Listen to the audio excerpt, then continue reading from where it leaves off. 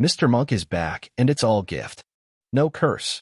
Though the defective detective might say otherwise, considering the series goes darker than ever before, thrusting Adrian Monk, Tony Shalhoub, into the throes of suicidal ideation in Mr. Monk's last case, a new movie now streaming on Peacock.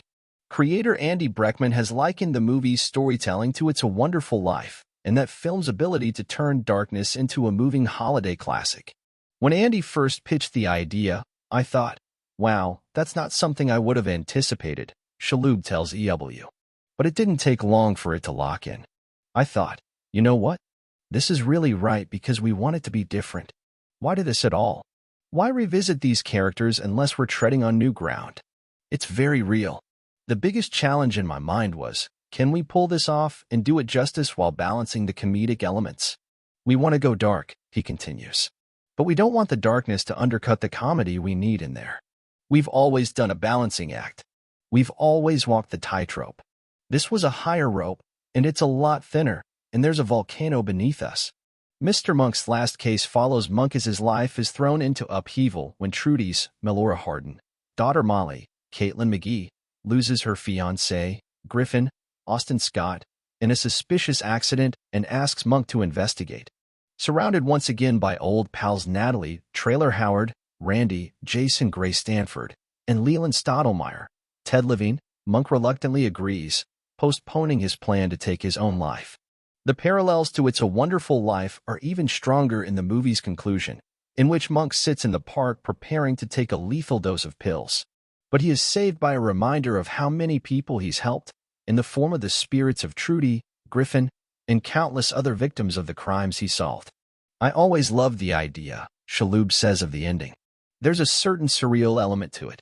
It's taking place all in Monk's head. Trudy represents to him a tiny intestinal glimmer of hope that exists way in the recesses of his mind that he's not even aware of. That leads him to conjuring Griffin, who talks about closure and is grateful. That triggers this idea that possibly it was not for naught, and that the others got some benefit from it too.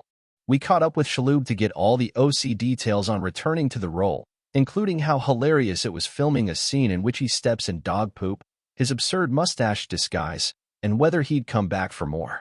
Tony Shalhoub, it was easier than I anticipated. The first day was a little daunting. How do I physically get back into this? What's the voice? It's been so many years. But by the end of the first day, we just fell right back into it.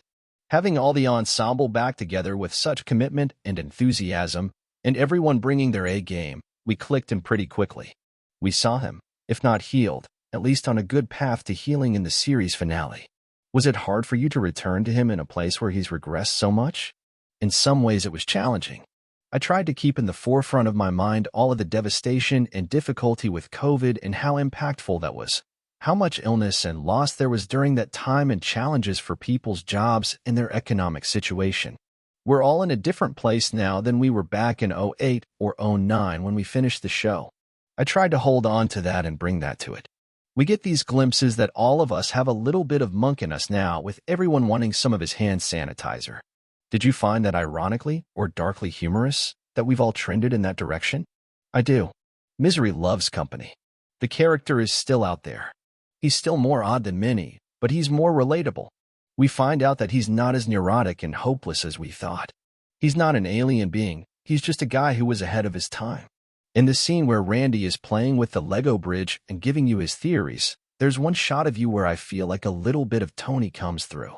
It looks like you've got a smile on your face and are holding in a laugh. I could not do that scene without cracking up. I'm the worst.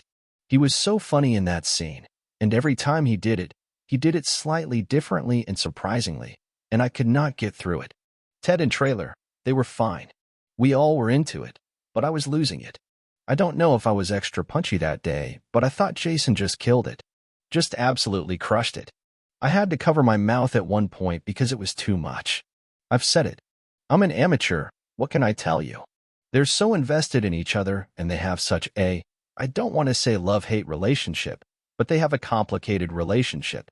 It's almost like a marriage. These two, they struggle, and yet they're devoted to each other.